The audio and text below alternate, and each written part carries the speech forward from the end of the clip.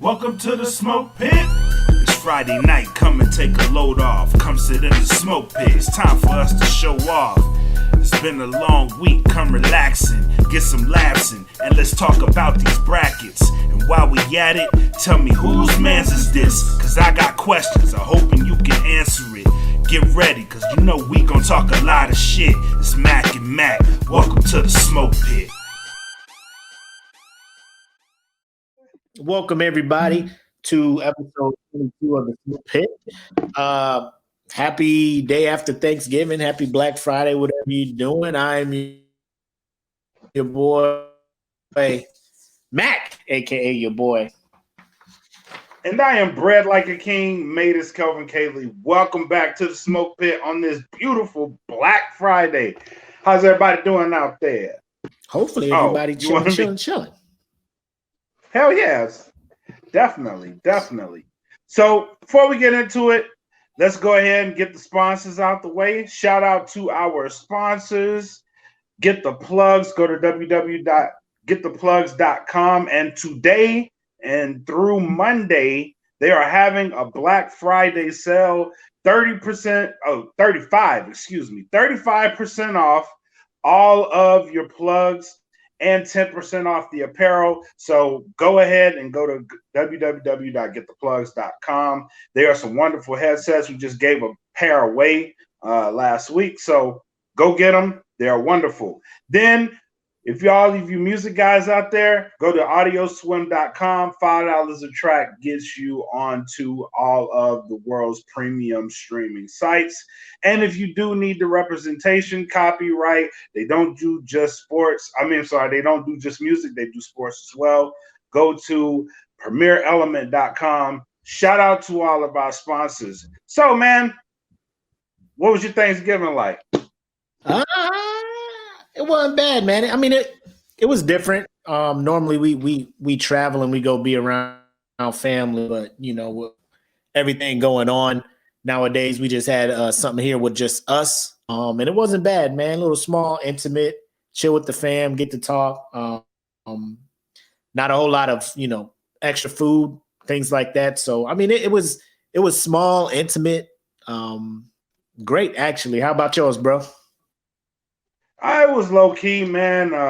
Didn't do too much, and just the fam came through, and I did my thing on the grill.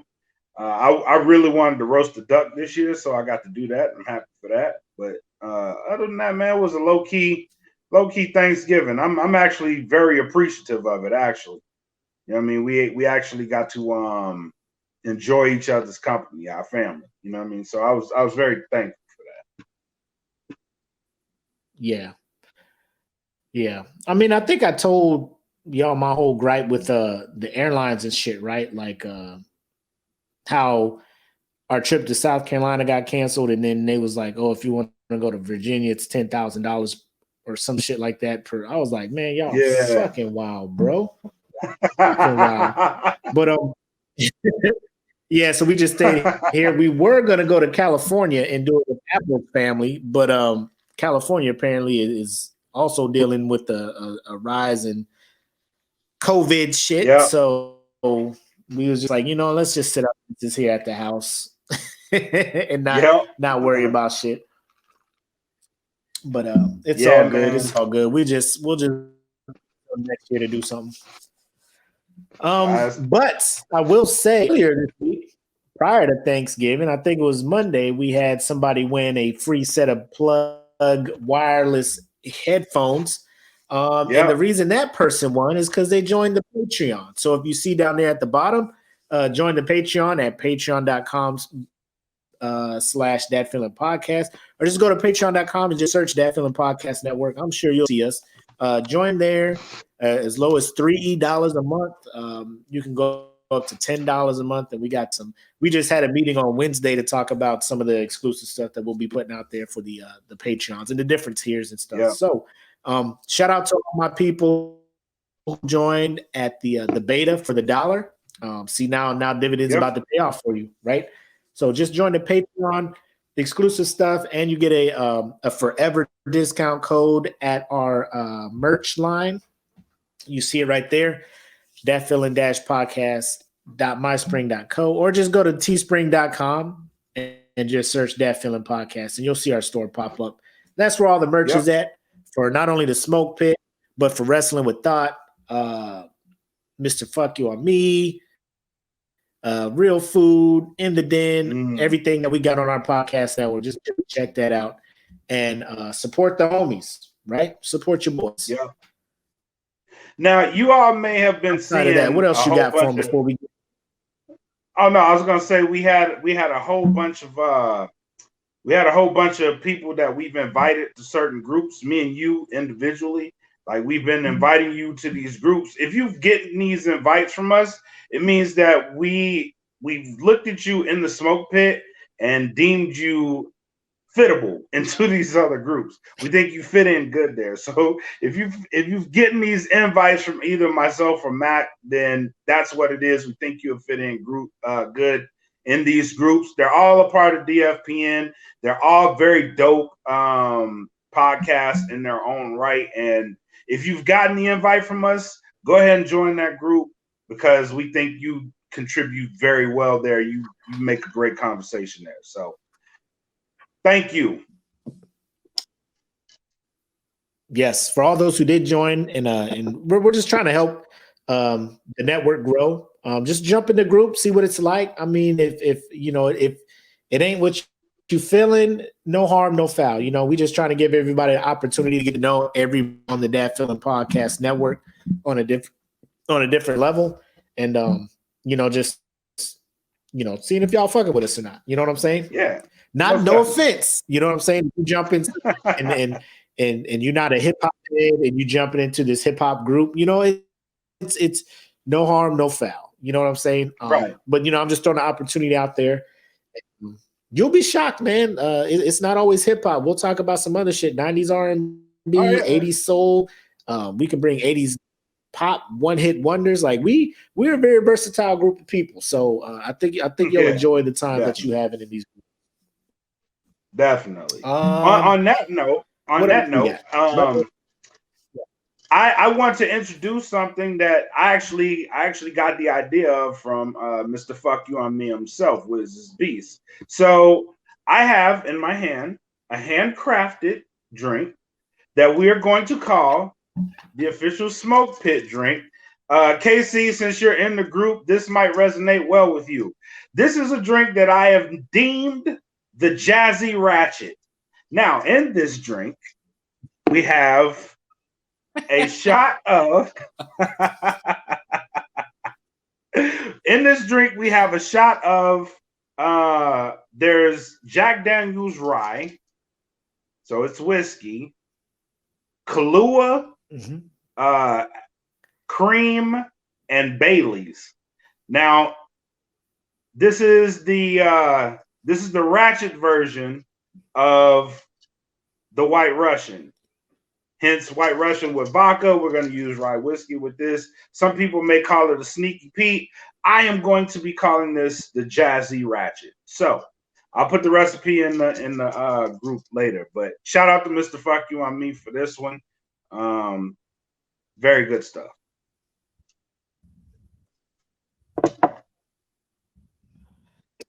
Bro, how do you come up with these drinks? Like, I've been meaning to ask Wiz this as well. Do y'all just experiment and then when you find be like, oh, this is it? Or are y'all like, I can't I'm too scared to fuck around, man. I told you, man, if you listen to my second I said what I said when I was talking about the WNBA, I had no, actually it was this recent one where I bought Absolute vodka, but they have this brand where it's like a juice, but it's like vodka juice or whatever. It was strawberry, and I'm just like, oh shit, I'm gonna mix that with lemonade. It'd be like a strawberry lemonade with some kick. It was not. It was. It was not. It was not it. So then what I did is I went to get some cran grape and mix that with the strawberry vodka, and it was good. I mean, I was like 3 drinks in before I did the podcast, so I was like, man, this shit delicious. But I just started. Now I just started, and man. Oh, you there already? It got you there already? This is going to be a good podcast, ladies and gentlemen.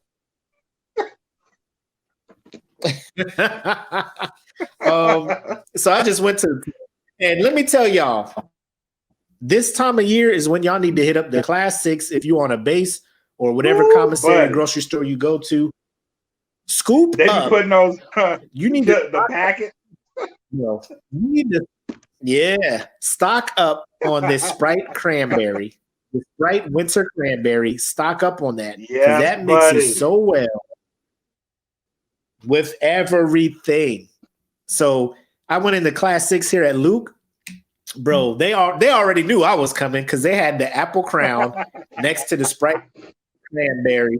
And then on the other side of the apple crown, they had the salted caramel crown. Oh my God. They showed the fuck. We're gonna make it I went in there, I was like, ooh. I drink till I'm drunk, smoke till I'm Yep.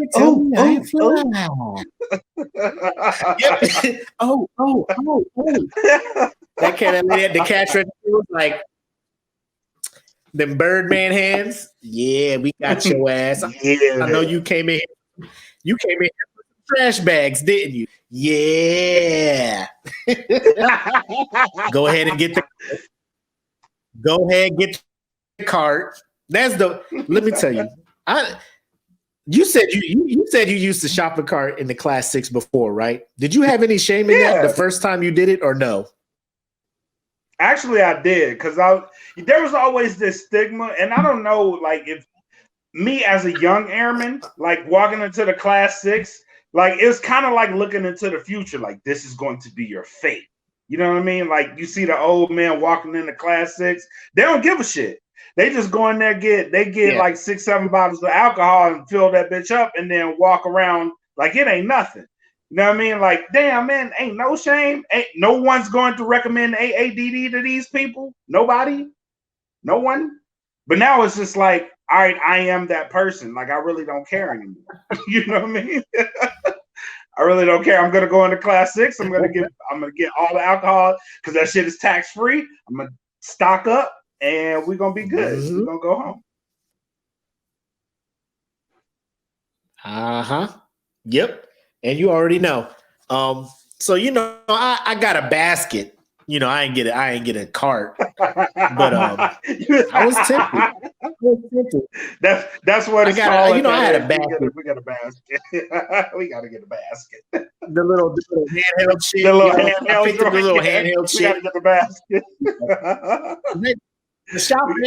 The Class 6 has like 4 carts, right? And I'm just like, man, I don't want to be one of the dudes to take one of the 4 carts and be like, yo, where the fuck the carts at? And, I'm walking around. If anything, it would be because I'm stocking up on this Sprite cranberry because I know that shit about to disappear and I ain't going to see it for a whole nother year. So I might just stock up on that shit. Just put that shit all in my pantry. Just load that shit all up because that shit mixes so well with everything. But that's just me. I'm on that Sprite cranberry. Right now, I'm drinking a Crown Apple with a Sprite cranberry, and this shit is magically delicious. I ain't got no magical name shit like yours. I'm gonna get to it. I'm gonna start. It needs a name. This shit needs a for everyone watching. Yeah, it needs a name for everyone watching. Come up with names in the comments. For Apple Crown and Sprite cranberry. Let me know because it has to be like a festive name, like for the holidays, Yeah. Because like when I took a sip, I was like, whoa. Like Santa, but I was just like, You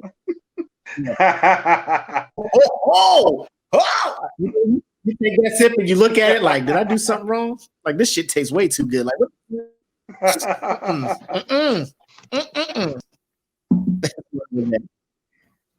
Guest drink. I like that. Straight to this. We'll see. We'll see at the good ass drink. Oh man. So let's go ahead and kick the show off with what you watching. Yep. Right. So Yep. now we had both watched something different this week. I'm more familiar with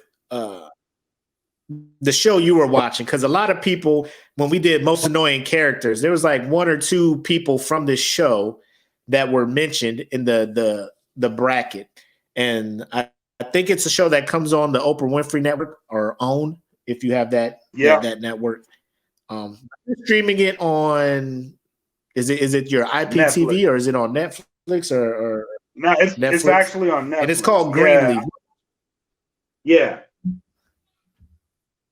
Let them know what that is. This show, I don't know outside of Black people if it's gonna resonate this way, but for a Black person, like this is every piece of gossip that you thought about every deacon and deaconess and pastor at your church. Like if there was like a scandal, this is probably the show that you want to watch. Because I was watching this show, like I was like, oh shit, like thinking like this could happen in pretty much any Black church, not just the big ones, like the little ones too. You know what I mean? Like there was so much stuff going on. The family was jacked up. It wasn't like they kept the appearance that they were a great family on the outside of the church, and he was a revered pastor. First and foremost, Keith David is a jewel of an actor. I want everyone to know. Arbiters? He is yes, he's the pastor in the show. Yes, he's one of the main characters. That's what drew me to the show. Like once I saw him in the lead, he was the lead. I was like, okay, I'm gonna watch it. Like, because I stumbled on it by accident. I really was. I was just trying to find something like go to sleep and background noise, and that was like one of the trending shows. So I played it, and instead of going to sleep, I watched 2 episodes because I saw him. Lynn Whitfield plays his wife in the show, and I was like, "Oh my god, this show's about to be good!" Like, I was like, "Oh my god, this show's about to be amazing." Just them two in the show together, playing husband and wife. Like this show's about because I know she's evil. She plays an excellent evil character. She does, and she does not disappoint in this show at all. But I don't even know the guy's name. I just know he was in the Tyler Perry movie. He was the police officer in Why Did I Get Married? That ended up marrying Jill Scott. He's in the show. And he plays the son. I know who you're talking about. I don't know his name. I know who you're talking about. Yeah. He plays the son. And like Oprah's in the show. She comes in a couple of episodes. She's like one of the main characters there's so much that goes on to this show. The family is scandalous. Like I actually found myself like hating people in the show, and I was like, "Damn, this is some really good acting." Because I really do hate this person. You know what I mean? Like I was drawn into this show. I've never seen Keith David so animated. Like you have to watch the show, bro. He is so animated, well beyond anything that he's been in. He's emotional, like he's conniving, he's compassionate, he's everything like you expect a pastor to be. He plays this role incredibly well. Incredibly well. It is a great story to watch. And I'm about to finish, like once we're done, I'm gonna finish the final episode.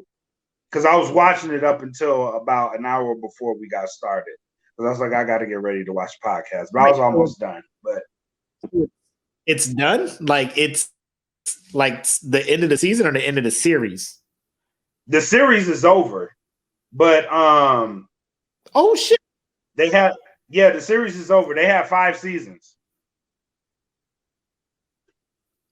Bro, you started that this week or last week? Last week. No, yeah, last week. I watched it I started it last week. And I binged it. Like that's all How many episodes? How many episodes of the season? How many episodes a season? It's 10 per season, but the last season has 8.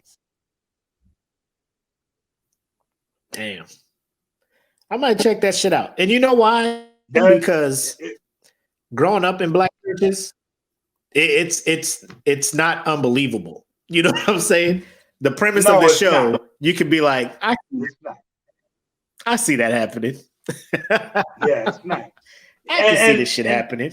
That's the thing. That's the thing about Greenleaf. It's like you can actually picture this type of stuff happening in a show, and that's what makes it so good. Is because they kind of keep it authentic, and it's a big black church, so it's on the realm of, okay, this is what a big black church would be, and this is the type of problems that you could see happening in that environment.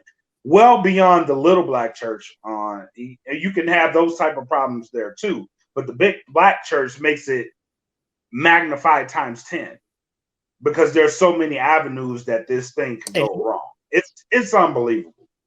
You could probably do the show based off of any big church because every mega church, quote unquote, I don't know what a church goes from being a church to a mega church, but every big church like that, like outside of TD Jakes, like there's been some rumors and some speculations and all this other shit going on with these churches. Definitely. So most definitely. And that's where Greenleaf puts it all into perspective. Like in that type of environment, because they have, and they say they have an average attendance of 4,000 people a week. You know what I mean? That's a huge church. And that's the type of Yeah. It's wild, bro. It's so wild. Bro, I remember because I grew up, it was like a small church. Like we had about 30, 40 people or something like that. It wasn't a super huge church, but I remember we went to a church that had like 100, 200 people in it. I was like, I am not prepared for all these people to be here. Because as a kid, you know, when you leave in church, because you've been in there for like 2-3 hours, you like, I'm ready to go home. And then church let out, and then your mom want to talk to everybody, or your grandma want to talk to everybody, and you just like, I just want to go home. Now we got 200 people in here. I ain't never going home. I ain't never leaving. You want to talk to everybody and shit. Gonna take forever. But all the kids be just sitting by their cars like, you hungry too, huh? Yep. Me too. Yep. We ain't never going to eat nothing.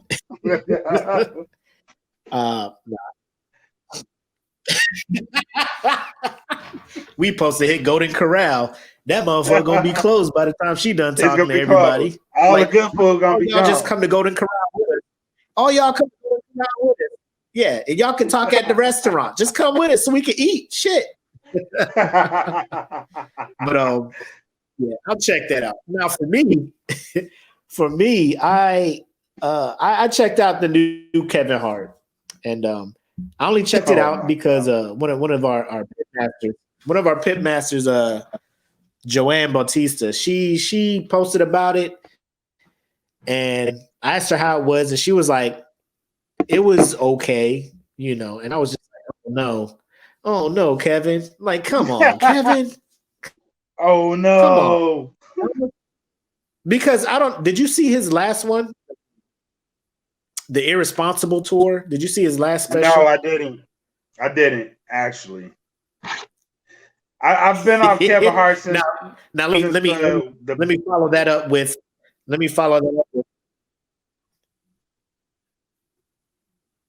I was going to follow up. Like, what's the last special you saw? What was the last special you saw of Kevin Hart's? What was the one he did in Madison Square? That was the last one. And even then, I was like, okay, Kevin. So you didn't see So you didn't see Why Not? You didn't see Irresponsible. You ain't seen No Fucks or Zero Fucks Given. Now that was voluntarily, right? You were just like, I know I'm not going to laugh at this dude anymore. Is he not funny to you? Now, after that Madison Square one, I was like, no, I'm good. I mean, that was funny. He had his funny moments in that one, and even that, I was like, okay, I think this is it. I'll wait for the movies. You know what I mean? Because I like them better.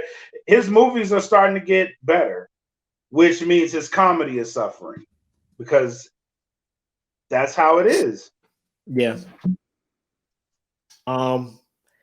Yeah. So as an aspiring comedian, I try to check everybody's thing, and I was of the mindset that certain comedians are not funny, but talking to a couple of friends who are also trying to become comedians as well, they're like, it's not their place to tell people they're not funny because obviously they do have an audience and they have a following who do think they're funny, right? So I'm just like, I can see that, but to me personally, it's just not my shit no more. It's not my bag no more. You know what I'm saying? Right. And I noticed this, and I think it was the Why Not one when he was in Philly and he was performing at the football stadium out there. He was talking about the raccoon, about to jump him and all this stuff.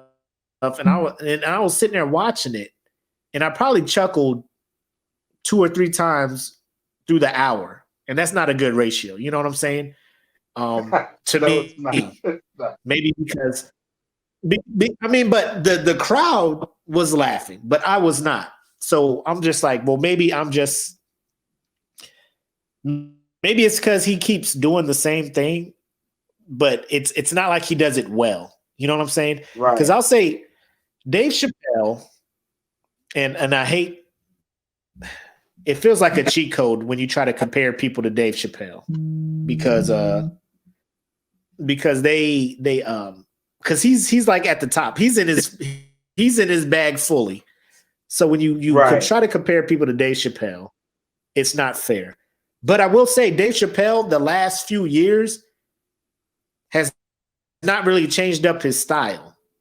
But the thing about it is he mastered it so well where he can turn it in. Because I don't know, did you see his new shit that he put out this week? The Unforgiven. It's like an 18-minute joint. I haven't. Where he's talking about. I haven't watched it yet, but I need to go and watch it.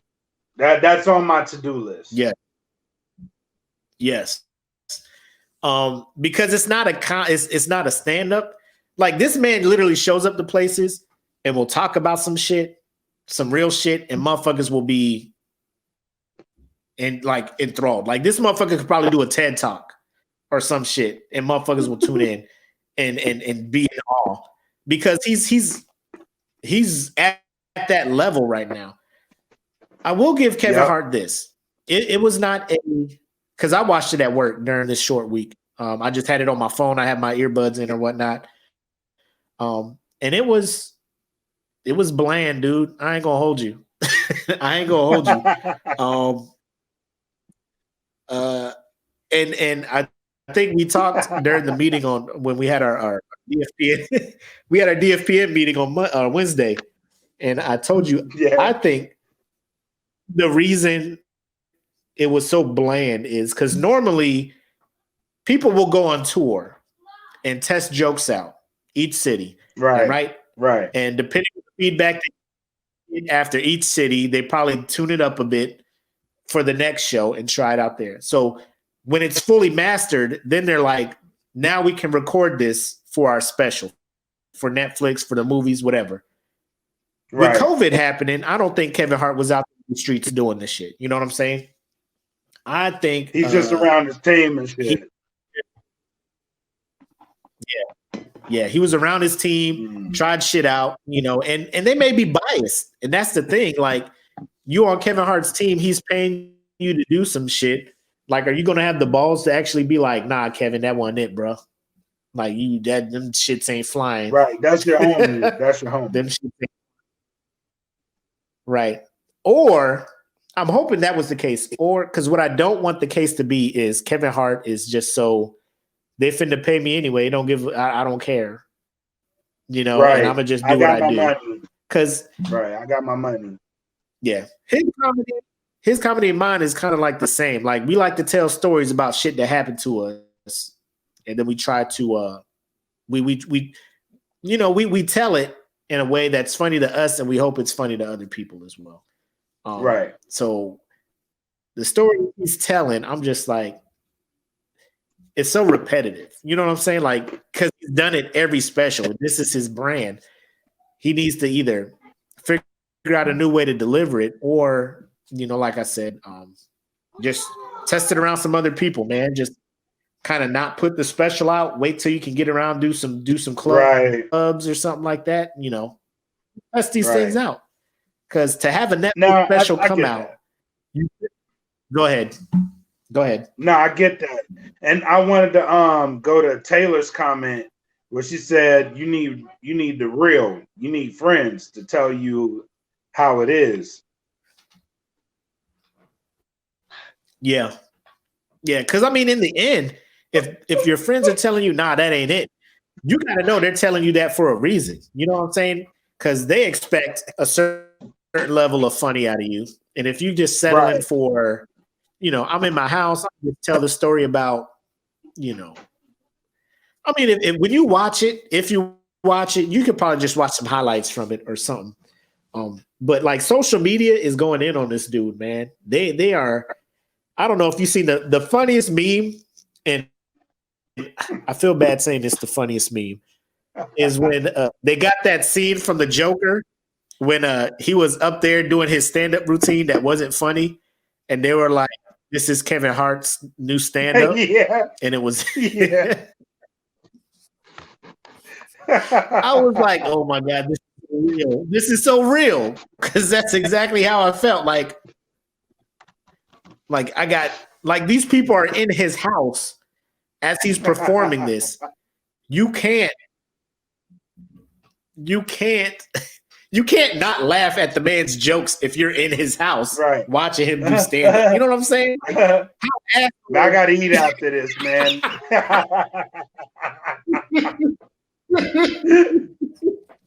Hey, do that fake laugh again. Do that fake laugh.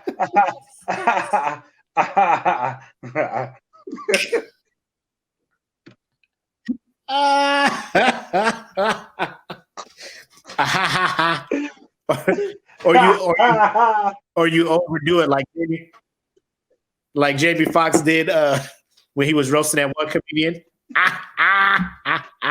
Big boned. Boy, you funny.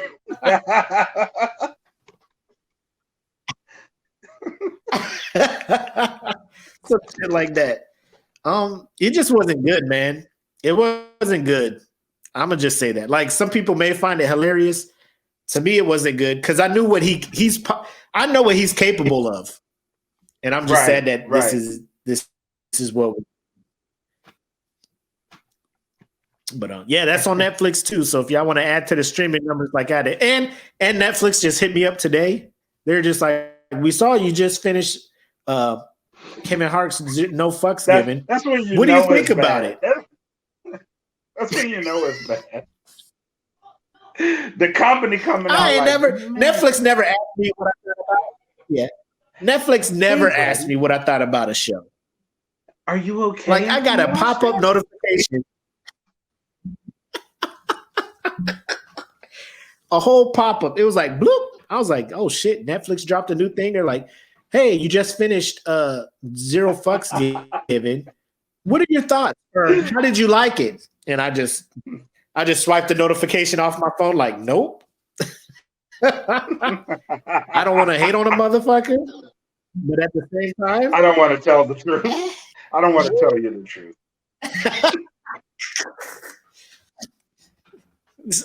I'm no snitch. I'm not a snitch. I'm not a snitch. I don't know what you want me to do. Your son shit was mad. It was bad. It was man.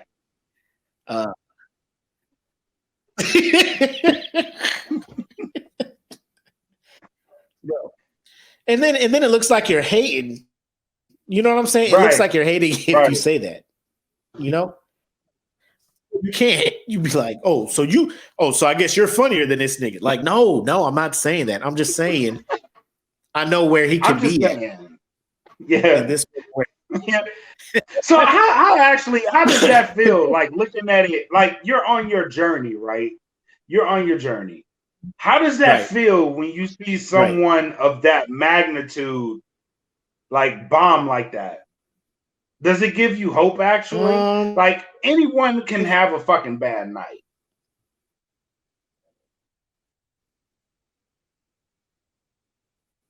Right. But here's the thing, like it wasn't bad for him. Like those people were laughing. But again, it may be because they were in his house. Because I'll flip it this way. Because you know, you're a rapper, you're on your way up, you're doing your thing. There's people who are already established.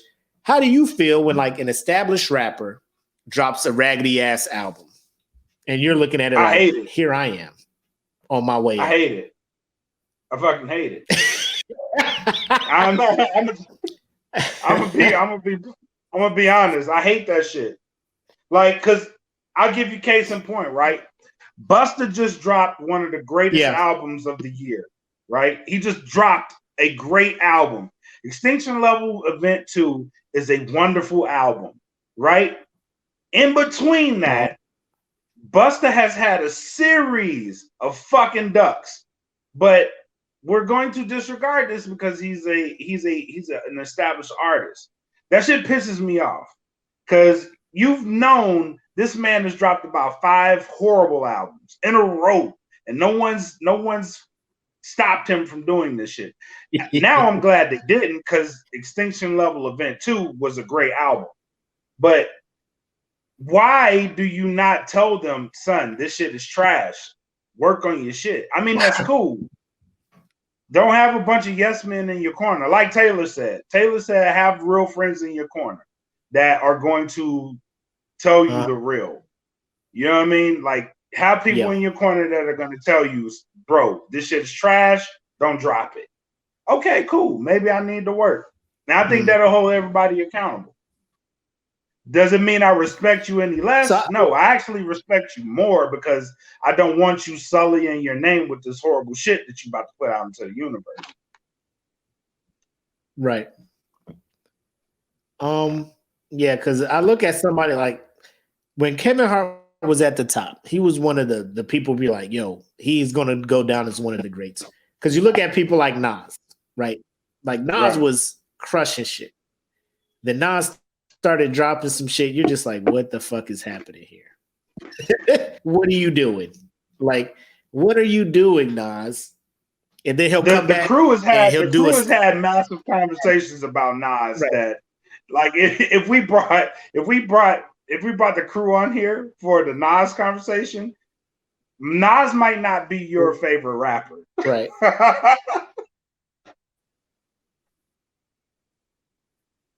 No, even if if you are a Nas enthusiast, like our boy E. Smitty is, right? Right. There are times where you have to legitimately say he cannot be in your top 5. And then he'll do something like Stillmatic, and you like, oh shit, he back. He's got and then he come back and do some other shit. And you just like, nah. Bro, you just did Stillmatic. What are you doing back down here in the slums? You know, and then he'll make you wait 8 years for another album. My album coming. I'm in album mode. And then you get that 8-track bullshit he did with Kanye. You just like, nigga, this was album mode. nigga, this was album mode. Like, what he's capable of, and you just get But yeah, I get that. Like, you know what he's yeah. Like you get up to a point where, like, okay, he's working with Kanye. He's finally going to have good beats. Like that was the premise, right? He's finally going to have good beats on his album. What the hell is this shit? He's going to get this instantly. Kanye, you made us wait for this. Your features were better than this. When you on DJ Khaled shit, I'd be like, yo, his album about to be lit. He about to be lit. He about to go in on this shit. And he don't. But speaking of rappers who struggle and shit, let's get into our oh man, where's my whose man's is this? Oh, we just gonna get into whose man's is this, right? Oh, For the whose man's is this week, shout out to Pitmaster Jeffrey Morrell, a fellow up and coming comedian. He posted this post in the group. FYI, if you're listening on Spotify, wherever you're listening to this at, follow us on Facebook, the SmokePit podcast fan group, and get in on all these conversations because it's a good time in this group. I swear to God. And everybody who's watching and commenting now, they will let you know. They will let you know it's lit. So he posts this bar. She give good head and she eat her cornbread. That bar comes from the infamous Rich the Kid, and he challenged the group to name a better bar. And I love the group being as petty as it is. They didn't try to name a better bar. Everybody tried to name a far worse bar than that. Yo, and they did not disappoint. So I'm gonna just go ahead and go in with let me ask you, what are your thoughts about this one?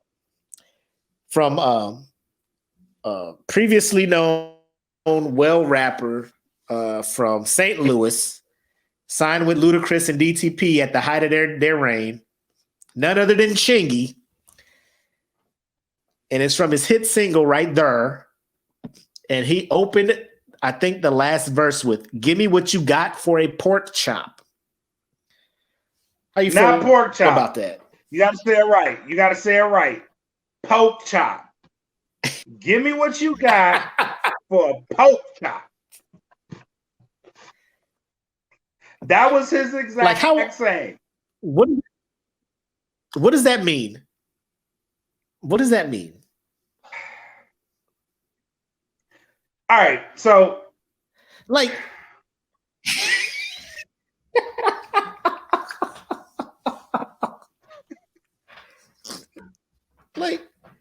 so as a rapper, explain that to me if you can. So somewhere, someone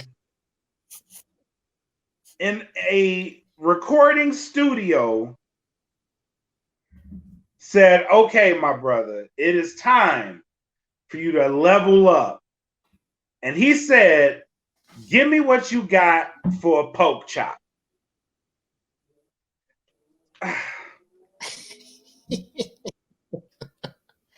Like, the chick is dancing, I'm assuming, because the whole song is like, "I like it when you do that right there."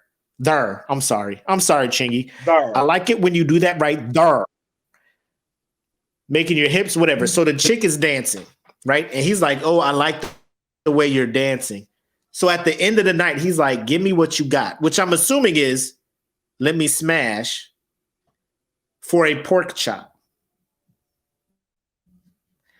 I would be more upset at the female who accepts that proposition. Okay. It's like, wait, what? Yeah. Oh, yeah. I say, you know, damn, I'm hungry. Let's go. Can you imagine if she cheated? Can you imagine if she cheated and she was like, "Babe, I got some news to tell you. Like, I slept with Chingy." And she was like, "How did that happen?" He was like, "Give me what you got for a pork chop." So it happened, you know, for a pork chop. The motherfucker's all distraught, like, "Babe, I was about to propose to you. What happened? What does he got that I don't got? What is it that he pork chop? What did he give you that I couldn't give you?" Pork chop. Well, get the fuck out of my house. He asked. Your tears just go from sadness. You go from sadness to anger immediately. Yeah. Why? What did he do? He offered me a pork chop. That's all it fucking took. Get your simple ass up out this. Get your simple ass up out of here. That's what you consider an upgrade? Goddamn pork chop. I'm giving you steak. This nigga said pork chop. You ain't even asking if it's fried or baked. You ain't even asking if it's fried or baked. You just like pork chop. Okay. A pork chop, a regular ass pork chop. Get out of here.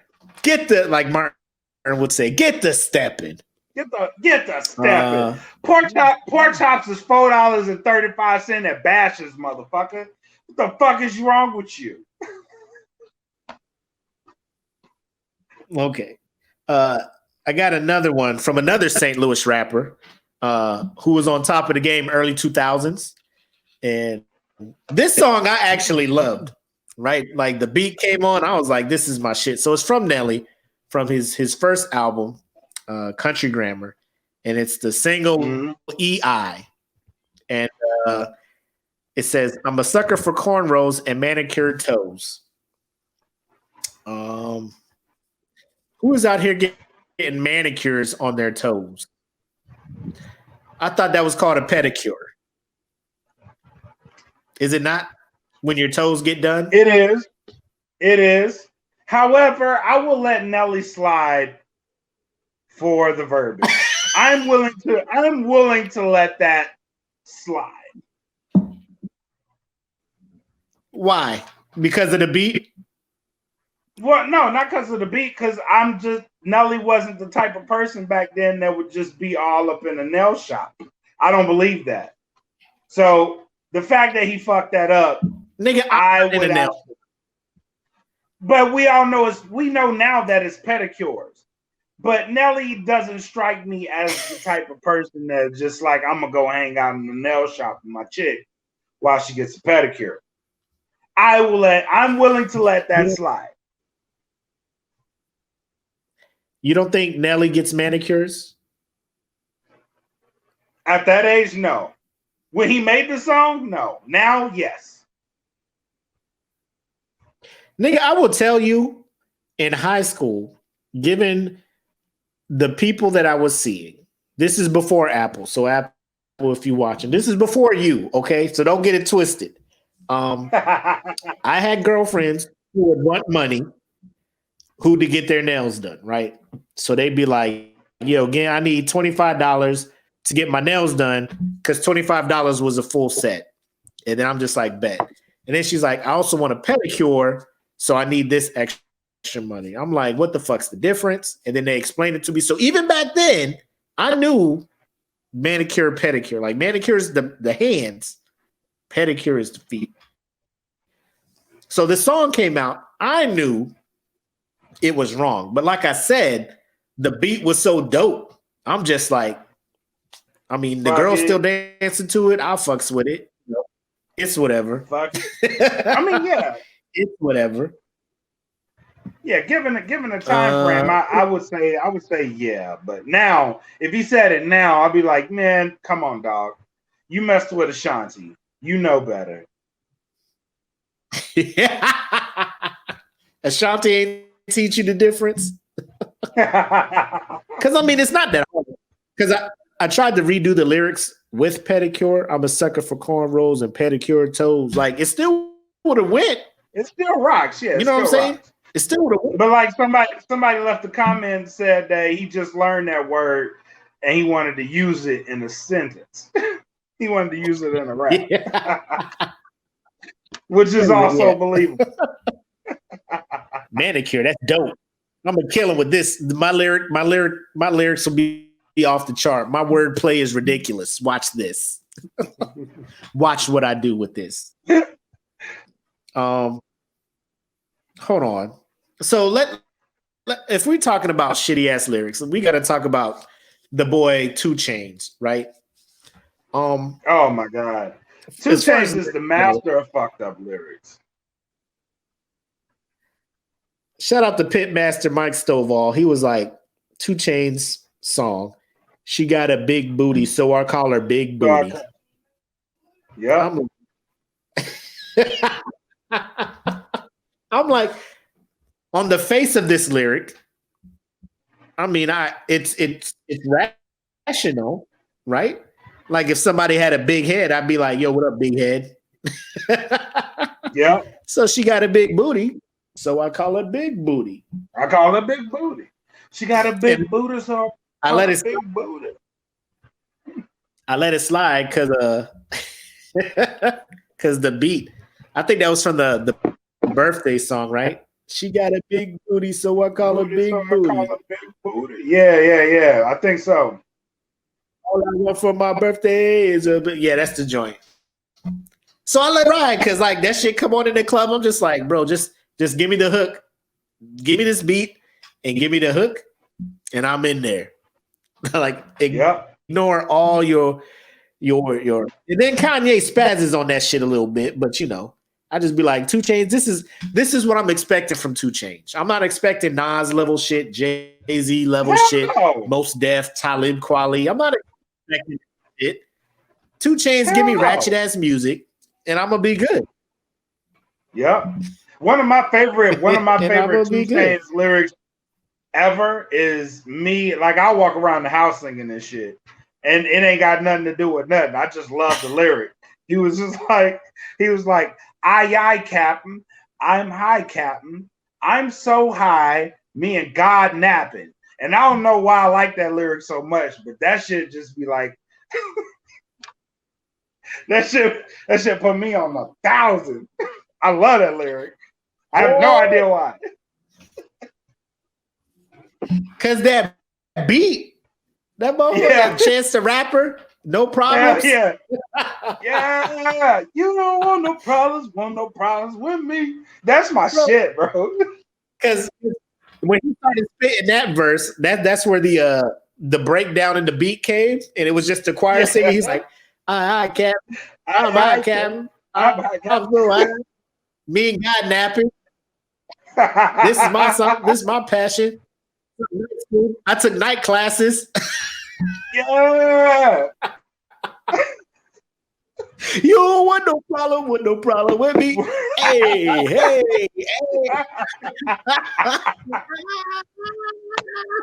Ain't got nothing to do with nothing. That shit is the worst. It's the worst ending to a fucking verse ever. But I love that shit. I love it. He said the hook about to save me. I say whatever I want. This hook about to save me. And it did. It did. Oh man, what else we got in here? Did you put something in here? Hold up. Now here's some lyrics from people I don't even know. So there's this dude named, or apparently there's a song called "Fried or Fertilized," and it's from Young Hummer and Flint Flossie. Yes. And the bar is, how do you like your eggs fried or fertilized? What the hell? Listen, man. You gotta do your research. I'm glad you don't know it. Nope. You gotta do your research. This is the bar? Listen. Hold on. Before you go any further, I just want to qualify this by saying, oh, God damn it.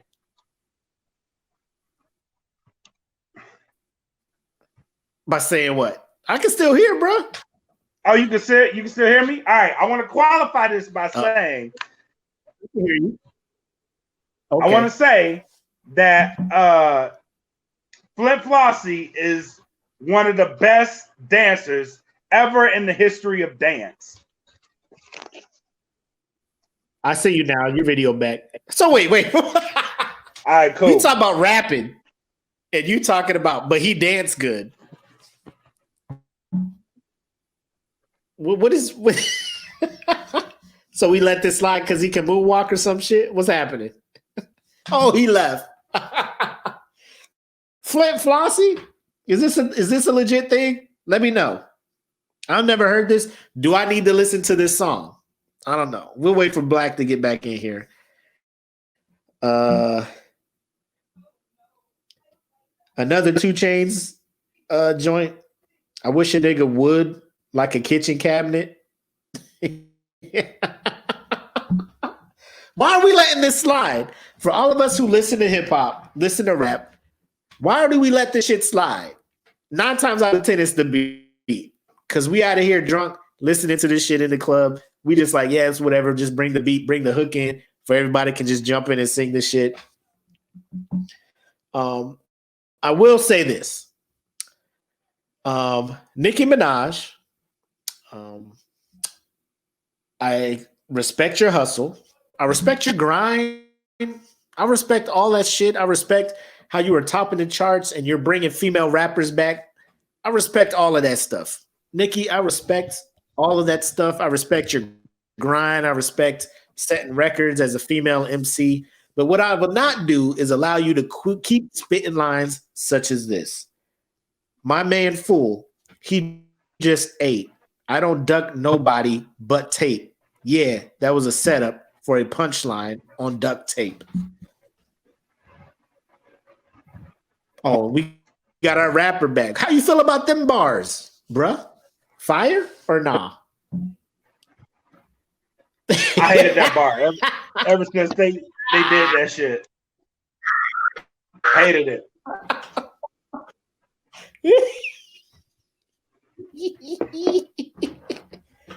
I mean, first, I didn't like that beat at all anyway. That whole beat for that song, I wasn't a fan of it. I don't know why it was on the radio.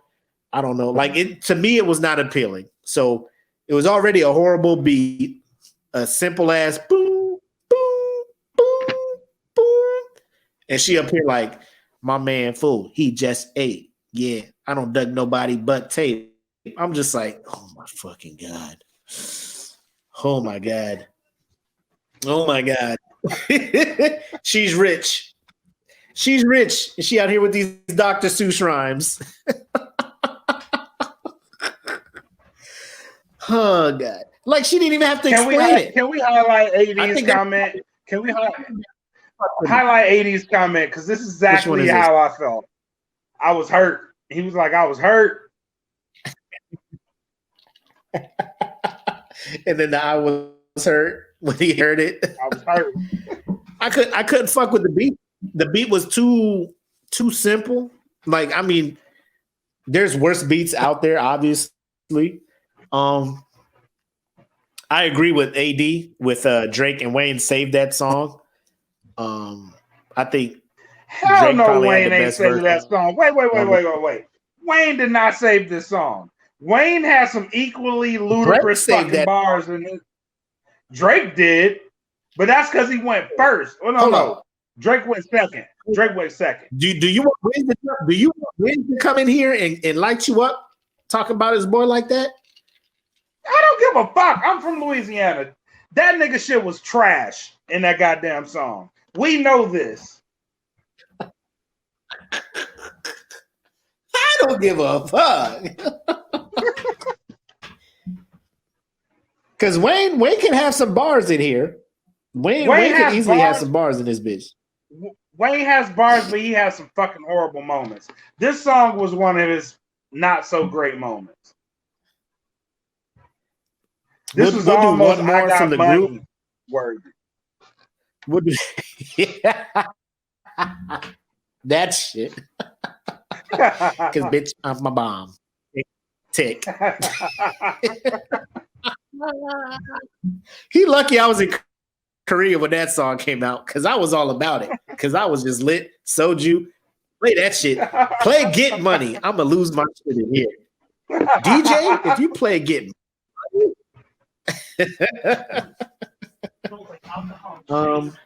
But here's a verse posted by a Markel Trainer, Pitmaster.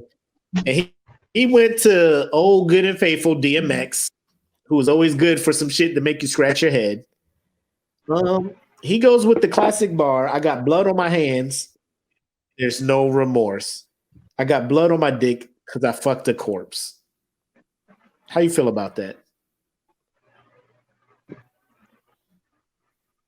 I have no comment. For y'all listening and not watching the video, my man just shook his head. and looked away to the horizon. My man Black just looked away and just shook his head like, I have no comment. I plead the fifth. How do we let this slide and continue to call this dude one of the hottest rappers out there? Like, nobody was just like, hold on, what? Nobody was like, oh, pause, time out. That's what I'm saying. This is what I'm saying. Like, you need real friends around you, bro. You need real friends around you that are gonna be like, yo, bro, what are you talking about? This shit is trash. Like, imagine me and all of my non-fameness. If I said some shit like that, y'all be like, what the hell? This dude will never make it. He's trash. Get him the fuck out of here. I would clown you while you are in the booth. Be like, exactly. Oh, you fucking dead people, nigga? You got blood on your skin from fucking dead people, my guy? You ain't even say it was a dead woman. You smashing dead dudes? What is going on, DX? X, stop. We need therapy. We need therapy for him. It was like the opening lyric of his joint. Right. Like we in there like, arf, I fucked the corpse. Hey, oh. Like all them people in the studio, nobody was just like, hey man, oh.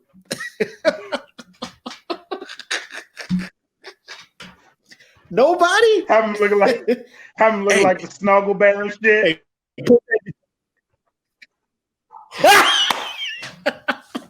Well, you just look up at the motherfucker like, man, what?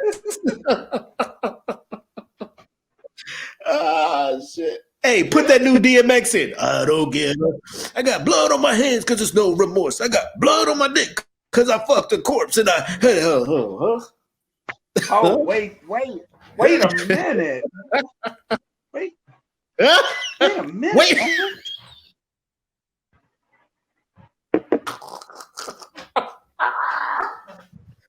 Like how, bro, get out the streets. You got money now. You don't need to do stuff like that, DMX. You don't have to be that grimy no more. You know who used to do that shit too, but nobody really cared about it? Mystical. Mystical was the king of fucked up bars. Like Mystical started off a song was like, I came here with my dick in my hand. Don't make me leave here with my foot in your ass. Be cool. Hey, whoa. First of all, why the fuck you come out here with the fucked up?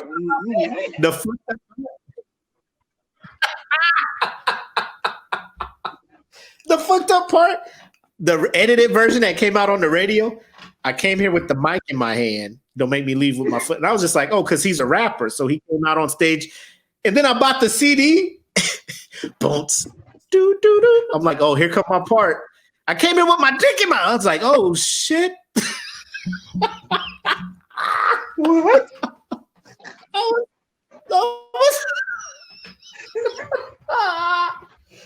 was like, you got to leave this party. Like, if you come in my house with your dick in your hand, you got to go. Oh, what up, Will? Nigga, is that your dick in your hand? My guy, you got to go. Hey, man, I'm about to put my foot in your ass. Imagine. Hey, what the fuck? Be cool. Be cool. Be cool. Like, you can't get, like, he made it seem like you can't get mad at him from coming in your house with his dick in his hand, or he was going to put his foot in your hand. Bitch, I'll beat your ass if I can't come out here with my dick out of my hand. What? Hey, man, get the fuck out of my house, bro. Nigga, I'll beat your ass. You tell me I can't walk around with my dick in my hand. What? The fuck? Oh, shit. Be cool. Like, and he does that at the end. Leave my foot in your ass. Be cool. Nigga, your dick is in your hand. In my house, I got people around. Bitch, you came in my house on some Fleece Johnson shit. Get the fuck out, man. The fuck wrong with you? He gonna fuck you up because you told him, "Hey man, you can't come in here with your dick in your hand. I gotta put my foot in your ass." Nigga, what is wrong with you? All right. So with your vast knowledge of rap, give me one bar, one line that you feel like we should not have let slide as a people, as connoisseurs, as a consumer of hip hop. Oh, all right, get ready. Cause this has been the topic of debate, and I'm finally gonna let it out in the open. Because we debate about this bar all the time in that feeling. One of the greatest rappers ever, the Notorious B.I.G. He spit a very, very memorable line. He said, "I knew you was gonna go to this. I knew you was gonna go to this." And I quote, "You look so good that I'll suck on your daddy's dick." And ladies and gentlemen, this bar was qualified by people in the studio, the master, the engineer, Puff Daddy himself. Let this go. Why, people? This was horrendous. Yep. This made it to the showroom floor. It made it all the way out. You know what I mean? Why? We should not. Someone should have told him, Biggie, yo, hey, this ain't cutting it, bro. This ain't it. Girl, you look so good. I'll suck your daddy's dick. Like, she didn't even tell you had to. It wasn't like, right. What do I have to do to smash? You got to do something crazy. I'll suck your daddy's dick. Okay, after you're done, we can smash. He was just like, you're so pretty, I will voluntarily go and suck your daddy's dick. And he'll show up to the house, and that girl's dad is like, nigga, what is you trying to do? Hi, my name is Christopher Wallace. I'm here to suck your dick. What is you want for what? What is happening? Get out on the bed, motherfucker. Lay down, take your pants off.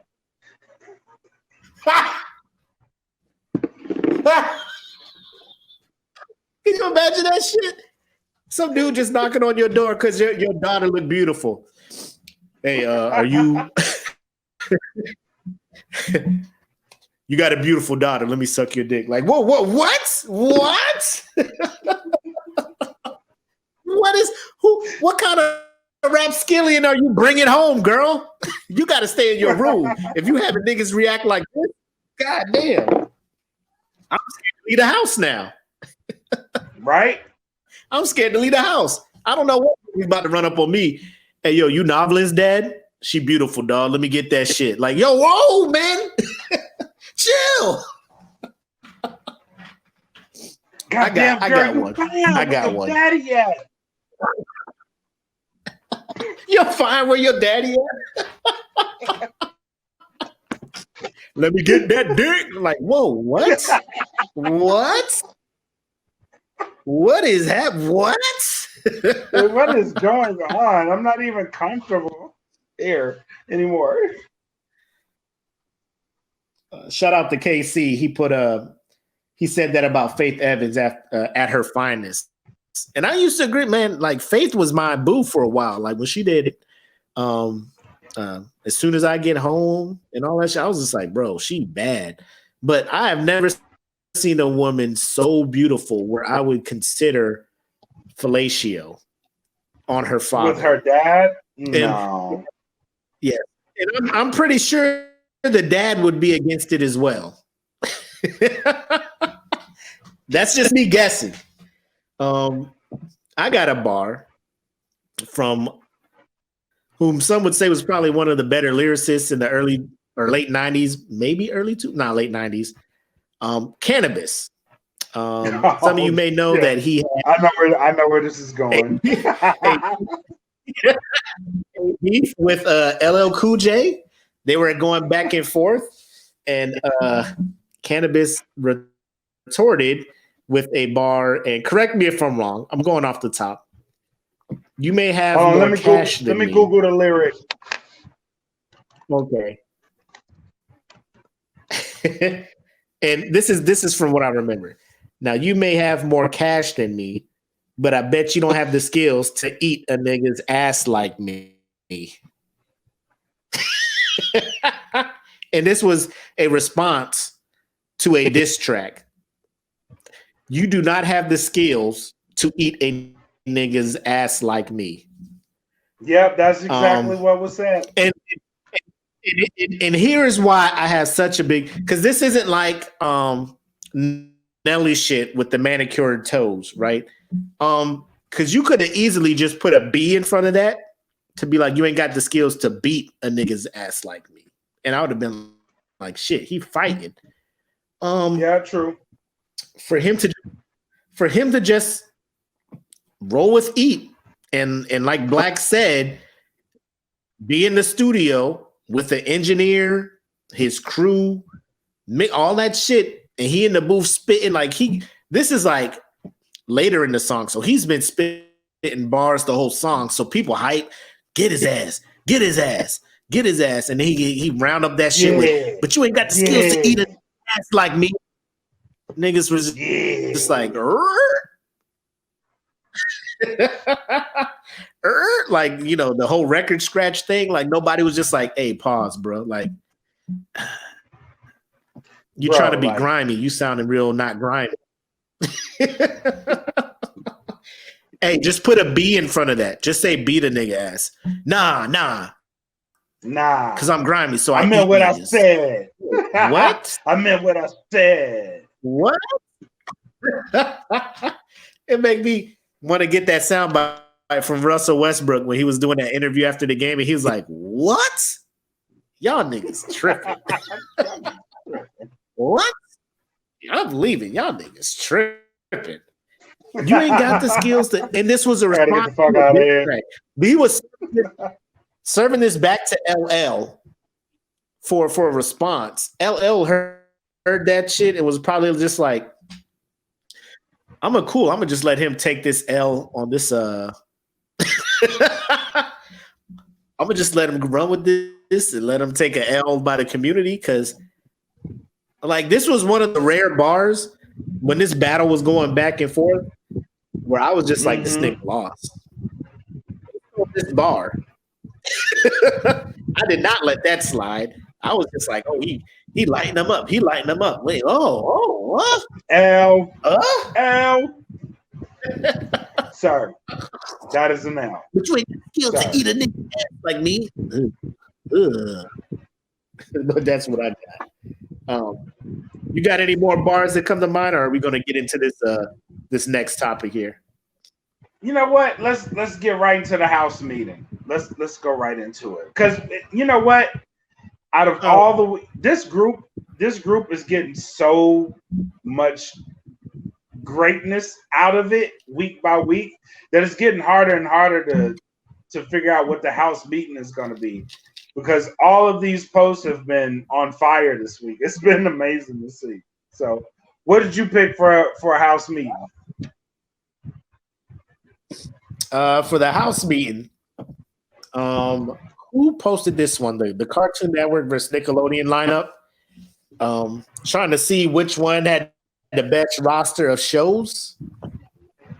And people were right off the bat like, Nick, Cartoon Network. And I was like, I need details. I need to see what shows y'all are saying are winning for each one. And a lot of y'all came back, and I love this group, because y'all came back and y'all this group is amazing.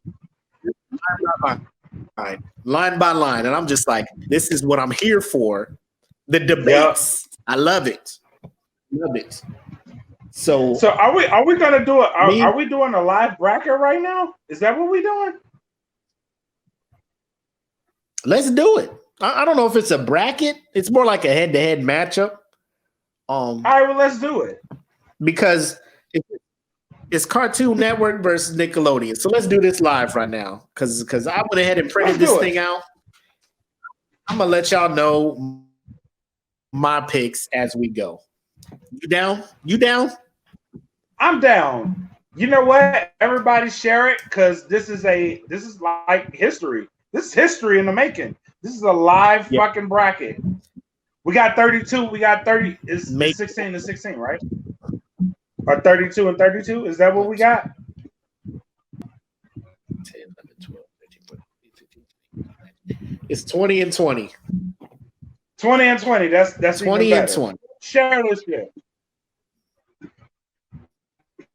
20 matchups. Let's go. Share. Let's go. This video here and out because we about to people's childhoods. We about to fuck up some people's childhoods. Just our opinions. This is an opinionated thing, but I'm gonna let you know how I feel about some shit, and Black's gonna let you know how he feel about some shit, and it is what it is. You know. Live raw so reaction. Off the rip. This is Cartoon. This is great. Cartoon Network against Nickelodeon. I grew up on Nickelodeon early years. As I got older, Cartoon Network became a thing. I would say like in my teenage years, Cartoon Network started popping with some of these shows, and I was all about them. You know what I'm saying? So I'm a big ass kid at heart. Like I love cartoons. I still watch them to this day. So me too. What it is. Oh, speaking of which, so let me go back to a callback. Go ahead. Let me go back to a callback for What You Watching. Have you watched the most recent episode of The Mandalorian? Not yet. The one that dropped today? Yes. No. I watched that at night with Apple. Bro, let me tell you, my adulthood and like my early 20s came together in a monumental moment today. All I'm going to tell you is, you know how you pray for things to happen and they happen and you was like, oh shit, my heart. Bro, my bae is on The Mandalorian. And when you watch it, you'll know what I'm talking about. She made her first appearance on The Mandalorian. And I was like, oh my Jesus Christ. Thank you for answering. Is you talking about Ahsoka? You talking about Ahsoka? Yeah. Is you talking to Ahsoka? Yes. This is me. Because this is, I already know who's playing Ahsoka. I already know. Come on, bro. I already know. My thing was I didn't think Ahsoka would appear till like the end of the season. You know, that whole teaser thing where it'd be like, oh, one episode of hers. And I'd be like, God damn it. She's showing up now? It's cut down. Oh, my God. Oh, my God. Oh, my God. Let's go. Bro, let's go. I had to pause it. I was like, first I was like, yes. And then I was like, wait a minute. Is that Bae? Oh, it is Bae. Yes. Bro, I was marking out. Oh, wait. Kyle was like, ew, fuck off headset. I was like, oh, my bad. All we said is like Ahsoka shows up. We ain't saying what she doing. We ain't saying what happened before or after. Yeah. If you were following The Mandalorian during the off season, you knew Ahsoka was going to show up. So all we're saying is Ahsoka showed up. That's all we saying. But let's get into this. So right off the rip, just hearing, like, without looking at shows, if I was to ask you, pick a better network of cartoons, Cartoon Network or Nickelodeon, who would you have went with? Oh, off rip, I would have went with Nickelodeon. If I didn't see the list, I would have went with Nickelodeon. Off top. No question. No question. All right. So we're looking at the first matchup. Dexter's Lab versus Jimmy Neutron. Who you got in this? Oh man, this is such a hard one because I love Jimmy Neutron. Jimmy Neutron was one of those shows like I was babysitting my nieces and nephews for, right? My nephew was in the Jimmy Neutron. Shout out to my nephew, he's big time right now, but that was his show, Jimmy Neutron. So I had to watch it. But I grew up and in my adulthood I started liking Dexter's Laboratory. Out of the two, I'm gonna go with Dexter's Laboratory, which is a Cartoon Network show, right? Yep. I also went with Dexter's Lab. Now, how I initially went into this is like, bro, was the theme song hitting? And like, Jimmy Neutron's theme song was not a sleeper, bro. Like that one came on there. Got a blast. Went to the stores to buy candy bars. I was just like, oh, bro, I can fuck with this shit. Yeah, this is the theme song. But then, like Dexter, like the theme song is iconic and it got no lyrics. But the actual episodes, Dexter himself, bro, I be feeling Dexter like because I was older when this came out. His frustration with stupid people. I was like, I feel you, my guy. I hate stupid people too. I hate stupid people too, my guy. But he had too many episodes where I'm just like, this show is. Plus, his mom was thick, so I mean, I'm gonna just throw that out there. I could have put her in that one guy to go. Dexter's mom was out here with them yams, but that's not the reason I picked Dexter. That might be. I don't know. Don't judge me. But Dexter's Lab is who I got for the first round. Yeah, I picked Dexter. This next battle, the next line was the hardest to choose. Teen Titans, OG Teen Titans, not Teen Titans Go. So Teen Titans versus Avatar: The Last Airbender. Who did you have? When I saw this, I immediately went Avatar, right? Because out of all these shows, Avatar: The Last Airbender was the one that I watched the most. I was into that show. I was invested in it. It was the one that stuck with me. However, I did like OG Teen Titans. I really did. Out of the two, I had to go Avatar. Avatar: The Last Airbender. Oh, Avatar. You went Avatar. This is one where I almost called it a draw based on how great both of these shows were. I gave Teen Titans the win based on number of episodes they gave us because they went on for I think 5 seasons. Avatar only had the three books. Albeit they capitalized and they made sure each episode was worth something on Avatar. But if Teen Titans had a chance to close out the way Avatar had a chance to close out, I think Teen Titans would have been, because when Robin started fucking with Slade, and I was like, oh, this shit is a real ass show. And then Tara was fucking like Tara like Beast Boy, but Tara was betraying the Titans because Slade was in her mind. I was like, yo, this shit deep as fuck. And then when Cartoon Network was like, Teen Titans ain't coming back, I lost my shit, man. I was just, what? And then they were like, Teen Titans is coming back. And I was like, yeah. And then they brought back this Teen Titans Go shit. And I was just like, what the fuck is this? Upset. All right. So if you're following along, I gave that round the Cartoon Network. Okay, cool. If you're following along, let us know your picks in the comments. That way we can go ahead and tally these up. So if you're following along, let us know your picks. You chose Teen Titans, right? All right. I got Teen Titans here. I know this was hard. Like I would have wanted to be the last round, but you know, they was like, we're gonna kick in the door. Round 3 off the bat, I went with Samurai Jack. Like I watched Danny Phantom, and it was cool. It was cool, but Samurai Jack, nigga. Samurai Jack is that shit was iconic.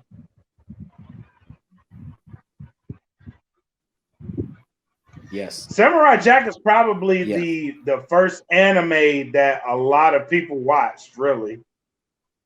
Because that can technically qualify as an anime. I was about to say it's probably a gateway show to anime. You know, niggas be like, oh shit. Let me dabble in this shit a little more. Yeah. Round three, I almost wanted to call a draw because I hated both of these shows. I hated both of these shows. Like I tried watching Cow and Chicken. I wasn't a fan because this is when shows just started getting ridiculous. Like it was like no real premise. Like two human people had a cow kid and a chicken kid, and this naked devil was running around trying to do shit. And I'm just like, nah, I'm not a fan. And Cat Dog was the same shit. I'm like, what the fuck is this shit? What's happening over here? Like, I don't know. So I call this one a draw. So I went with Cow Chicken. What you got? I went with Cow Chicken. Okay. So you are at 3-1 for Cartoon Network so far? Yep. This one was kind of hard too. Ed, and Eddie, and Rugrats. Oh yes. I dabbled in Ed, and Eddie. It's a funny show. But I think Rugrats on its premise was a smarter, more clever show. So I went with Rugrats. Yes, I also went with Rugrats. Yeah.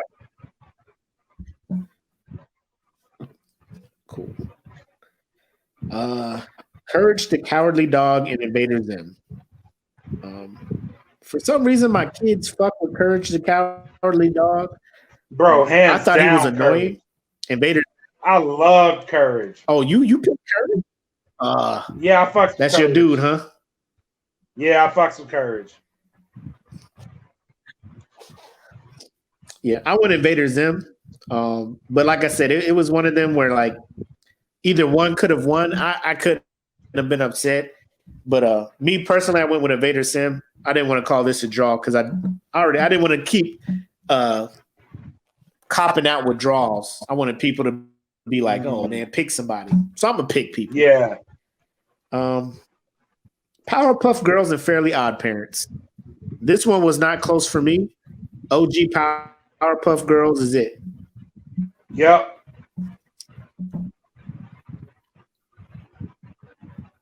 I would agree with that. Although I do like, I love Fairly Odd Parents, and my kids love Fairly Odd Parents. I mean, there's some episodes of Fairly Odd Parents that I love, but Powerpuff Girls, like the OG Powerpuff Girls, like there's not one episode that I do not think is hilarious or that I like. I get it. I'm assuming this is this Space Ghost Coast to Coast, this next one, or is it just OG Space Ghost? Either way, I fuck with Space Ghost. Do you? Yeah. Either way, I'm saying went with Rocco's. And I like Rocco's Modern Life too, but out of the two, I'm fucking with Space Ghost. I think I like Rocco's more now that I know all the adult inside jokes that they were fucking doing in the show. Right. Like how he's working as a sex operator. Low key should not be a kid's show, but it's whatever. It should not. So was Ren and Stimpy, and Ren and Stimpy wasn't even on here. That was my comment too. I was like, "Where's Ren and Stimpy?" Foster's Home for Imaginary Friends and Chalk Zone. I don't recall too much about Chalk Zone. Me neither. That's why I picked Foster's. Yeah. Yeah. Adventure Time and Hey Arnold. This shit was hard. because I fucks with Adventure Time because it was like a long running, and it was like characters were evolving and shit. People were changing. This motherfucker had relationships with different people and shit. But Hey Arnold, I was like, man, that's that inner city life. Yeah, you know, it had my boy Gerald, who had the highest top I've ever seen. I was gonna call this shit a draw, but I went with Hey Arnold. I'm gonna tell you why I picked Even Hey though Arnold. I fucked with Adventure Time. I'm gonna tell you why I picked Hey Arnold. It has nothing to do with the show. So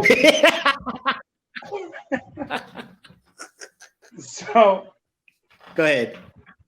Me and one Warren Cockrell and Jaworski Floyd we went this was the infamous St. Mary's deployment. It was a deployment. So we went there the whole 728th went there. So in our free time, we got to go to Jacksonville, which before I went to the military, I was living in Jacksonville. So we went there and we went to the mall there. And then like me, Floyd, and Dub, we was walking through the mall. And like out of nowhere, this kid came up and was like, hey, Cuz got a football head, and started pointing at Dub. And that's like when Hey Arnold first came out. So that's how I remember Hey Arnold. Yo, this kid was ruthless. He was ruthless. Yo, what did Dub say? Dub was like, Dub just started laughing. He just started laughing. He was like, damn, he got me. He was like, damn, he lit got your me. ass up, man. But it was how the kid did it. Like the kid was walking around the corner and the kid saw Dub, was like, hey, Cuz got a football head. And then it was like pointing at it. He was like, hey, Cuz got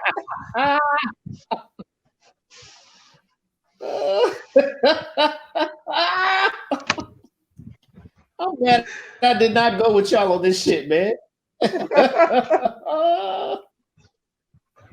Bro, that fucking TUI was hilarity. Hold on, was he like was he with the crew? The kid? Who? The kid? No, he was by himself. Like I think he had split up from his group and was just like running. Got a football head. Yeah, that's what stopped him. The kid saw Dub, was like, hey, he got a football head. Hey, Cuz got a football head. What the fuck? Hey, Warren.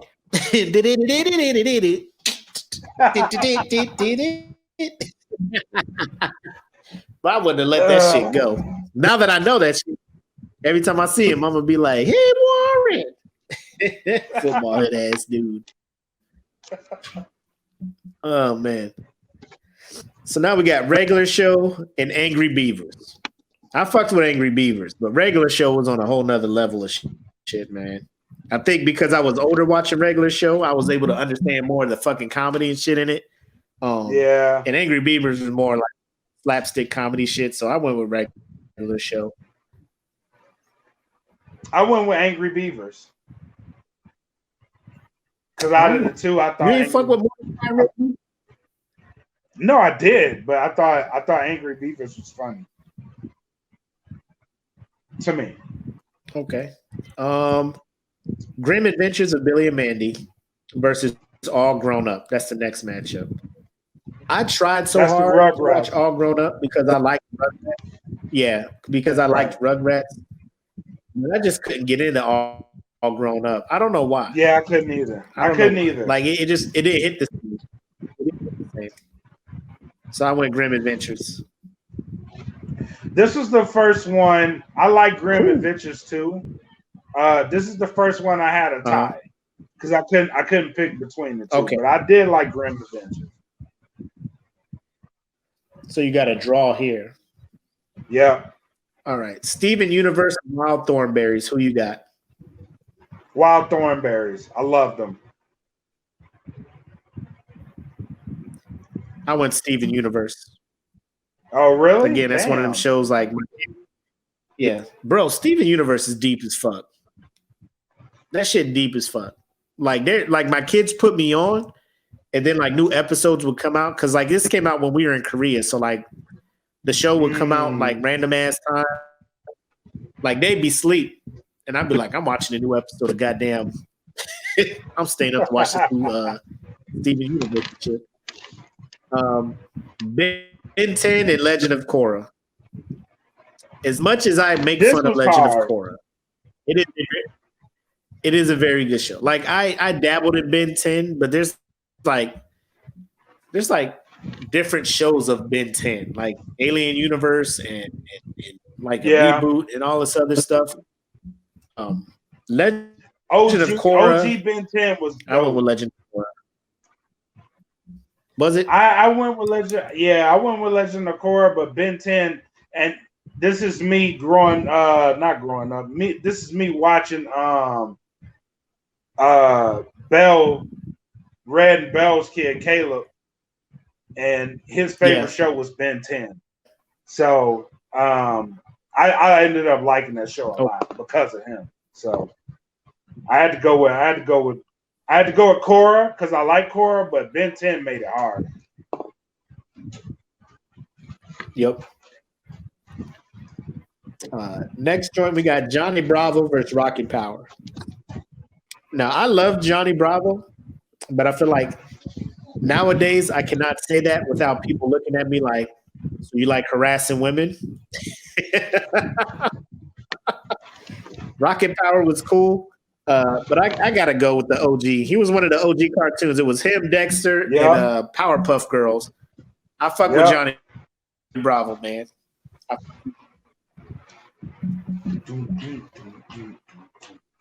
Hell yeah, I fucks with Johnny. Now this one here, Amazing World of Gumball and Doug. Doug is probably my favorite Nickelodeon cartoon of all time. Yep. Of all time. Because this motherfucker was going through shit that I was going through. Like, I'm just like, I got a crush on a girl too, and I'm scared to tell her shit. There's an asshole at school too. He don't look like Roger because he ain't green, but I understand what the fuck you going through. I understand all this other shit. You know what I'm saying? But Amazing World of Gumball is hilarious too. You know what I'm saying? Like the way they write that show is hilarious. I was going to call a draw here, but I feel like I need to give Nickelodeon its props for its original Nicktoons, and I gave the point to Doug. Doug, it is. Just the way it came on. Bro! Classic. Yep. Just the way it came on. The best part about it is like people were like different color, but you knew what race they were. You know what I'm saying? Like Skeeter came through, I was like, Skeeter's black. My mom was like, he's green. How do you know? Motherfucker, nah, Skeeter black. He's just black. I just know. Skeeter black. Skeeter's black. She was like, what about Patty Mayonnaise? She's brown with blonde hair. I'm just like, she's like mixed. She's like Mariah Carey and shit. You know. Everybody like her. She the mixed girl in school. You know, it was understanding and shit. It definitely so I gave was. Doug that point. Chowder versus As Told by Ginger. I didn't really fuck with As Told by Ginger. I've seen some episodes, but Chowder. I've seen more episodes of Chowder than As Told by Ginger, so I went with Chowder. I just tossed one up because I wasn't really up on either one of them. So I went with Chowder by default. Okay. Total Drama Island and Life as a Teenage Robot. I really do not like the Total Drama Island and all their little spinoffs and shit. Like, I know it's like a ripoff of Survivor, like they're trying to do that whole thing, but it was just super annoying to me. And I've seen a couple of episodes of Life as a Teenage Robot, and I mean they weren't horrible. They weren't amazing. They were entertaining. Like I sat through them, so I gave the point to Life as a Teenage Robot. So Nick got that point for me. Yeah, I did. I did Life as a Teenage Robot as well. Bet. So we got two more left. We got Camp Lazlo versus Our Real Monsters. I almost wanted to call this a draw as well, but I didn't want to keep. I'm going to tell you. Go ahead. I chose Our Real Monsters. Only because, like, that's in my teenage. Yep, in my teenage years, I was on that show heavy. I used to love that show. And my teen, like me and my sister would watch the show. So that was one of the ones that I was like, this was like a sentimental pick for me. Yeah, my mom, she was real weird on that. It's like my mom is like, real heavy in the church. So I'd be watching that, and their teacher or their instructor would come through, the dude with like the 6 legs, and he'd be having the high heels on or some shit. She'd be like, look at that. That don't make no sense. That's a spirit of homosexuality in that show. I'd be like, Mom, it's a cartoon. Chill. Mom, chill. Look at that. I don't like this show. I'm going to tell you right now, I don't like it. I don't think you should be watching that. I'm just like, it's a cartoon. Ain't nobody watching this like, man, I want to smash this gay ass monster. Like, ain't nobody looking at it like that. They just out there trying to get these scares so they can move up. Yep. Kids Next Door, SpongeBob. What's your pick on this one? As much as it pains me to give this pick to SpongeBob, I have to give this pick to SpongeBob. It burns my ass to give this shit to SpongeBob. Oh, on what basis? It hurts my on what basis? As annoying as SpongeBob is, as much as I hate his voice, there were some moments in SpongeBob where SpongeBob was actually funny. Like if you really get past the annoyance of him, SpongeBob has some funny shit planted in it. And I hate that I'm even saying this. But it was just better than Kids Next Door. It was. Mm-hmm. And I would also agree with you. I would say seasons 1 through 4 of SpongeBob, because my oldest was around when SpongeBob just came out, and we bought him what is it? The DVD collection of that shit. Mm-hmm. And he would rewatch the fuck out of them things. And I'll tell you, the one episode that probably sets SpongeBob apart from the rest of these is that joint where he brought that jellyfish home and he had that house party. And then that jellyfish invited him.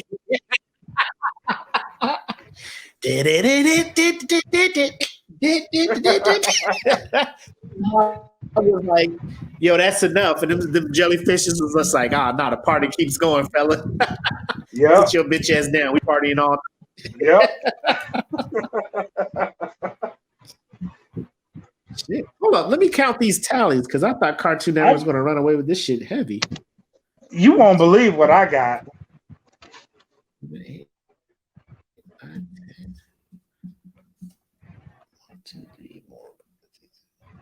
I got 10-9 with one tie. Cartoon Network wins with the one tie.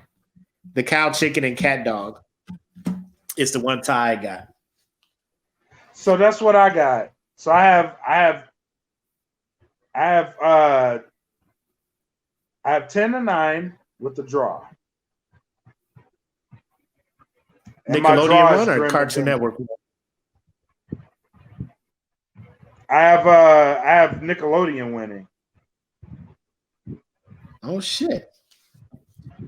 That's close, man. That's close. Yeah, that's close. Because off the rip, I was looking at this shit Cartoon Network all day. But when you sit and think about it, you just like, oh, Nickelodeon has some bangers. Yeah, they did. They really did. So if you're watching, cool. Let us know your your totals. Let us know what y'all got. Put them up in the comments. Yep. Thank y'all for participating with. This is groundbreaking. A live bracket. Yeah, because we had no plans of doing, like, we saw it and Black was just like, yo, let's bring this up on the show. And I was like, yeah, we can do that. I'm glad he did, because now I'm looking at it like maybe Cartoon Network wasn't hitting for what I thought it was. Maybe Cartoon Network wasn't running. Because, like, me not picking Gumball. Well, I mean, if they probably organized these shows different, it'd hit different. You know what I'm saying? Yeah, it would. It would. Like, Avatar should be an easy win compared to any other show except Teen Titans. They knew what the fuck they was doing. Yeah, they knew what they was doing.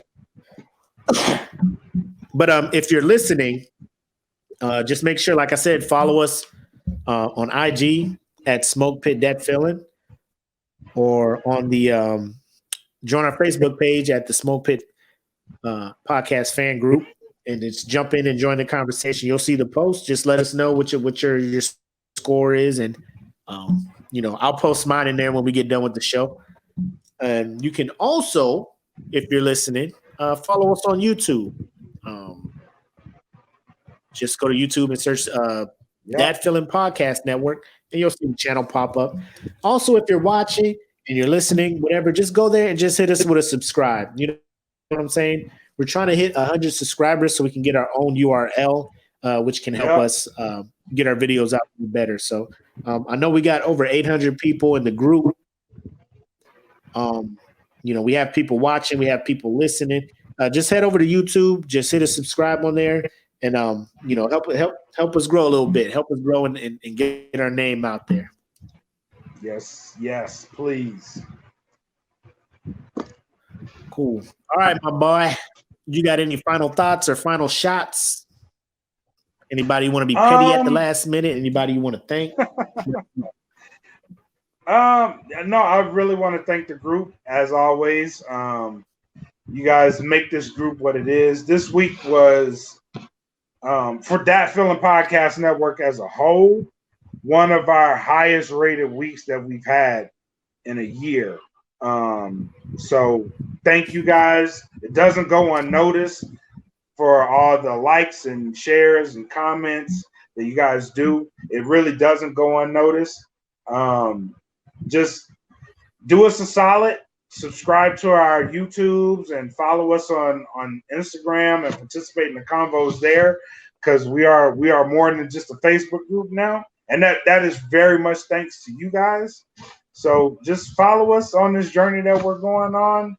Follow all the groups that we're inviting you guys to, because you guys are really what made this group what it is. And I'm feeling like you can make that group that we invite you to what it is. So if you get a request from us to join this group that we invited you to, please join it and please contribute to it for us, please. That'll do it. That'll be a solid. Christmas is coming up, and I may be in the giving mood. You never know, depending on how we growing. I may be in the giving mood. So we'll see we'll see what that is. But you have to be a part of the Patreon. If you are a part of the Patreon, then I may be in a very giving mood to you guys. So stay tuned to that. Yes, sir. like you guys already know, if you've been listening and been following, December 16th, we're gonna be giving $100 to one of our Patreon members. That includes everybody. So That Feeling Podcast family members, aka the wives of That Feeling Podcast members, they will be entered in this as well. You got a chance to win $100 December 16th. And then every 3 months after that, so every quarter of the year, we're gonna be giving them $100. So you can jump in for as low as $3 a month and be entered in for this chance to win. So just go ahead. You see the link there. If you're listening, make sure you go to www.patreon.com/thatfeelingpodcast. That is how you will find us. And for me, since you took care of all the thoughts and shit, let me holler at my boy, Pitmaster. What is his name? Tim Daniels? Is that his name? Oh, Lord. What happened? My man with the post. When we do the video, when I put it up on YouTube, I'll edit the picture that he put. No, it was Aaron Christopher that did this shit first. So my man Wimbles, Aaron Wimberly, he edited a picture of Star-Lord and put my face on said picture. I forgot about that. If you fuck with us, if you have been listening to us from the ground, you would know this whole show originated around the debate of the worst Avengers. Who was the worst Avenger? And shout out to the 7 people who correctly answered that question. We'll be doing a drawing for a free item from the merch store for one of y'all. So shout out to y'all for participating and inboxing your answers. But so everybody knows Star-Lord grinds my gears, right? So he just felt some kind of way. He was like, "Oh, I'm gonna be funny with me. I'm gonna be funny. I'm gonna kill him with this one," and he killed it. I ain't gonna lie. I ain't gonna hold him. He killed it. He killed it, and I was just like, "Oh, here we go." And then, oh boy, Tim Daniels, he took it to the next level. Is it Tim Daniels? I gotta find the dude who did this. I wanna give him a proper shout out on here. Now I gotta find the post because I got home from work and I was like, "What the hell is going on in here? Who desecrated me in such a way?" I hadn't been on Facebook that day at all, like since the morning. So I was looking at it in the morning. I saw it come up in the morning, but I had to get off and go run errands because it was the day before Thanksgiving. And then so I get back from doing all my errands, and I'm like looking at the chat at the group, and I'm like, "Holy shit, what the hell is going on in here?" Because I got all these notifications, and I was like dying. I was dying just catching up on it. I was like, "Oh my God."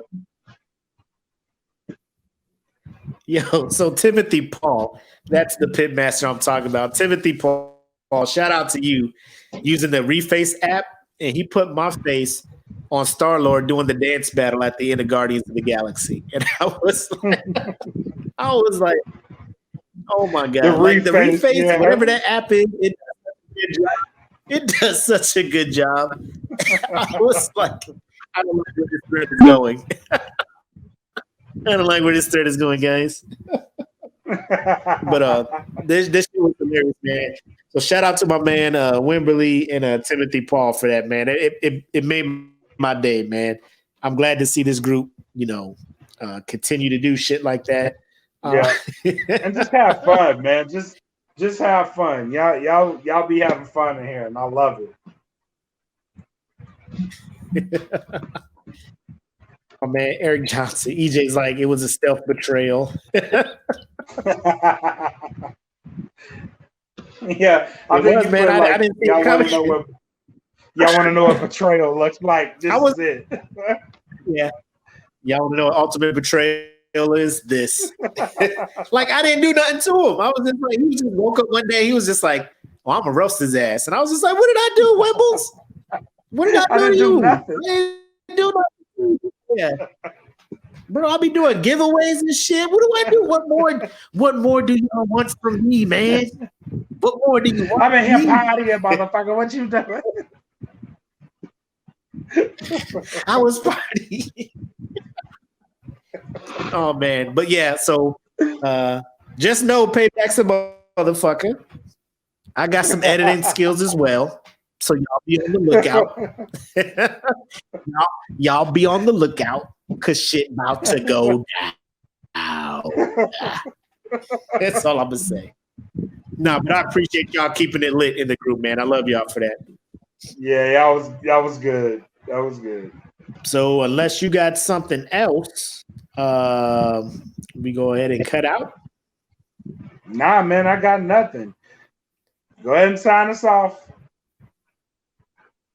All right, man. I have been the homie Mac, aka your boy. And I am bred like a king. Made this Kelvin Cayley. Thank you guys for coming back to the Smoke Pit for another week. See you guys next week. Enjoy your weekend.